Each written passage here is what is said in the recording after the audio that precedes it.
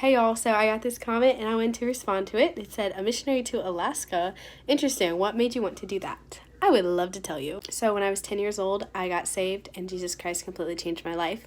And about 6 months after I got saved, I learned what a missionary was. Basically, a missionary goes to different countries and helps start churches, share the gospel, and win people to Christ. And no, I'm not Mormon. Everybody here's missionary and they think Mormon. No. I am a Baptist. So let's get that aside. I think Mormonism is a cult. So anyways, so I remember praying and saying, Lord, I barely know what missionaries do, but I know that's what you want me to do, so I'm going to surrender to you. And I did. And for the longest time, I thought I was called to Europe because I absolutely love Ireland and England, and I feel such a burden for those people because a lot of them are stuck in Catholicism. So I thought that's where God wanted me. Well, when I was 16, I went to a camp for young people called to missions. And every night they presented a different area of the world: China, Africa, Korea, so on. And every single video, I was like, Lord, if you want me there, I will go. Knowing good and well, I pretty much only wanted to go to Europe. So, well, they presented the far north, Alaska, Canada, Greenland area. And I was like, not my forte.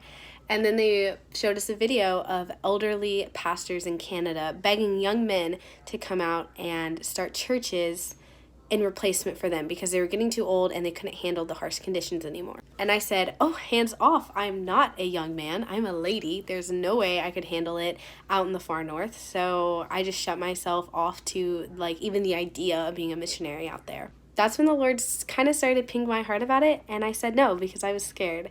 And then I went to a youth conference, and the entire youth conference was a pastor coming in and telling about the different missionary trips he took to Alaska.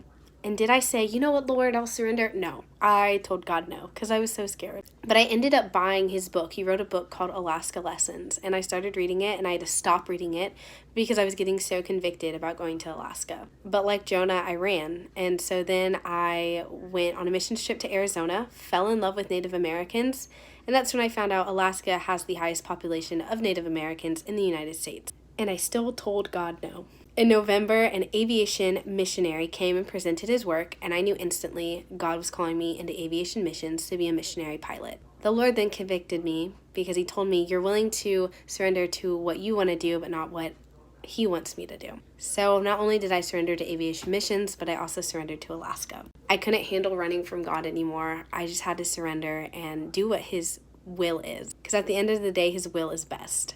So after I graduate, I'm going to go to college, get my pilot's license, and go be a missionary out in Alaska. Hope this helps, and have a good day.